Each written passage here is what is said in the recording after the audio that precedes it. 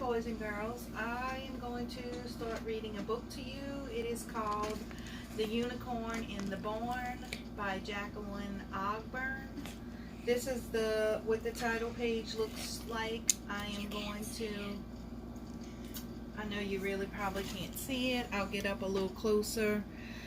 It is a good book. I've read it before, but I'm going to read it to you. It is a testable book on AR. I'm going to read it from my Kindle because I don't have the hard copy of the book. So, you don't have a copy. And it starts out with a quote from St. Francis of Assisi that says, "Not to hurt or humble our brethren is our first duty to them, but to stop there is not enough. We have a higher mission to be of service to them whenever they require it." And I'm sure that he's talking about animals, because St.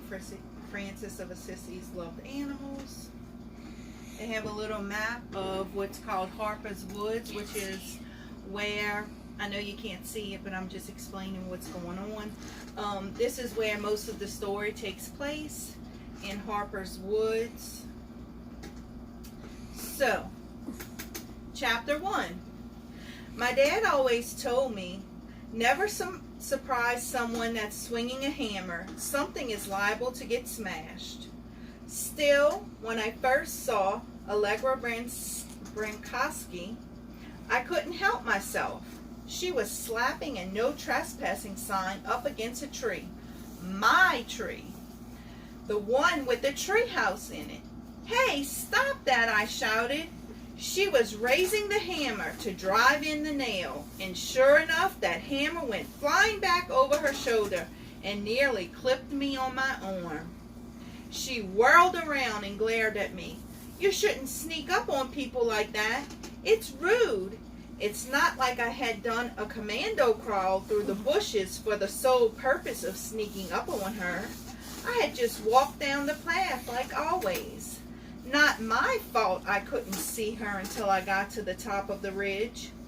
"I'm posting these signs and you can't stop me," she said, shaking the yellow and white black poster in my face. "I can see that. What I want to know is why. This is Harper's Woods, and I am a Harper. That's my treehouse up there, and you can't keep me out." I glared back at her. "Well, Mr. A. Harper, it should be called Brankowski's Woods now, and I'm Allegra Brankowski. That's why." She swung her arm out, using the poster as a pointer. "My mother bought this farm," she told me, "to post these no trespassing signs on this side of our property in a line starting at that telephone pole." The telephone pole was the third one down from our mailbox, next to the road at the bottom of the hill. It had a ring of yellow and black signs wrapped around it. There was a stretch of weeds that used to be a cornfield, and right behind the edge of the woods, sure enough, a line of posters marked the trees every few feet up to where we were standing. She was right about where the property line started, but not about where it ran. I set her straight right then. "So, Allegra," who sighed, "didn't your mom tell you about surveyor stakes?" She shook her head. "Your property line starts at that pole, but it doesn't run straight up to the top of the ridge. See those stakes with the orange ribbons? That's where the line is." I pointed at the stake about 50 yards down the hill, and to another stake 10 feet beyond that, and another beyond that. Her eyes followed my finger, and she bit her bottom lip. She was looking uncertain now. "How do you know that?" she asked.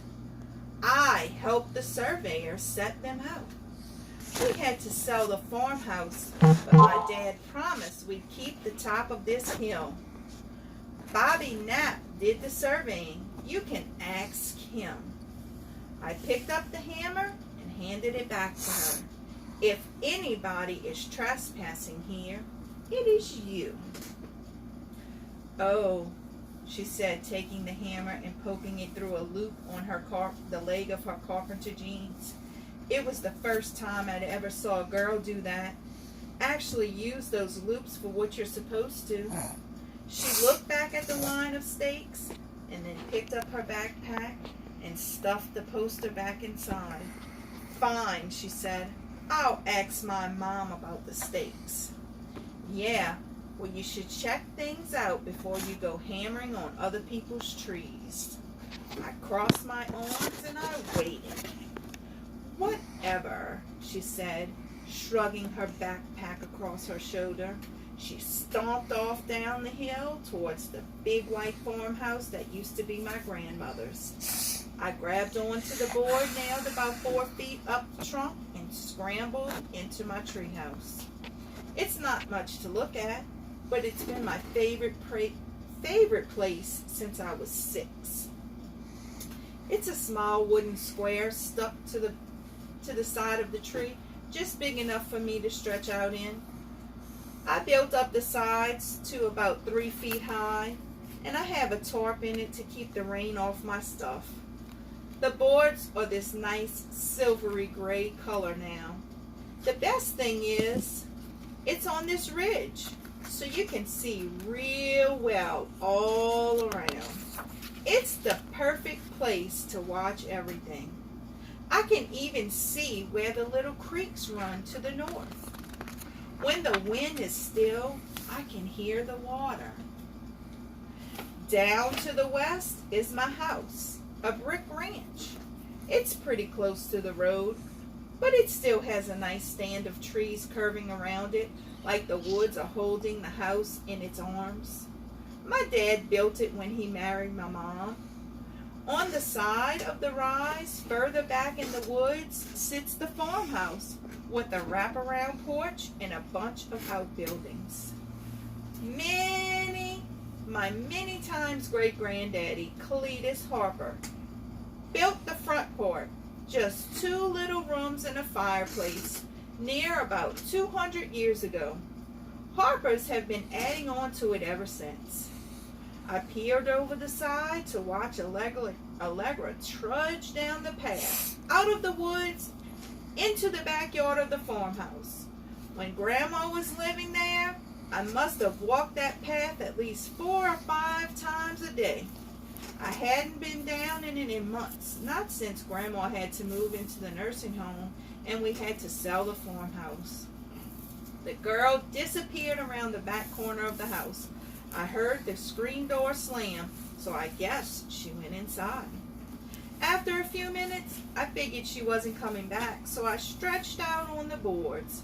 I let my eyes close to little slits until the leaves and patches of light looked like big white and green blotches moving just beyond my eyelashes. I must have fallen asleep because when I opened my eyes, everything was dark.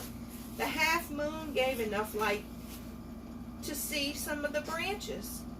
Rising up on my knees, I shuffled to look down at our house. My brother Steve's car wasn't in the carport. He was probably still at work. Ghostly blue light flickered from the dim window. I guess Dad fell asleep too, in front of the TV again. My stomach growled. I had missed dinner, if anybody had bothered to fix it. Leaves shushed and rustled over by the creek. It sounded like something big and cautious, maybe a deer. I turned my head to look so as not to make a sound. Any sound may spook it. Even the weak lights from the house had dulled my night vision, so I couldn't see anything at first. Then a pale shape moved near a clump of blackberry canes. It was too big to be a raccoon and too quiet to be a stray calf. Maybe it was a white deer. People had talked about a white deer around here for ages, although nobody could say for sure it was a buck or a doe. Every season, some hunter swore he shot it, but it always got away. The boards creaked softly as I moved into a better position to watch. The animal stepped away from the underbush, definitely the wrong size and shape for a calf. It came closer to the treehouse, moving slowly. My eyes had adjusted to the moonlight. It wasn't a deer. White and glowing, with slender legs and a long, curved neck. At first, I thought it was a pony. Then it raised its head, and I knew. Ponies don't move so quietly through the woods. Ponies don't have coats that shimmer like a pearl. And there had never been a pony born with an ivory horn curling from the center of its forehead. It was a unicorn. It was the most beautiful thing I'd ever seen. Looking at it, I got the most amazing feeling of comfort and happiness and excitement all rolled up into one. Like when Grandma would sing me a lullaby, or when I smacked a baseball way out into left field, or when the air is charged just like before lightning strikes.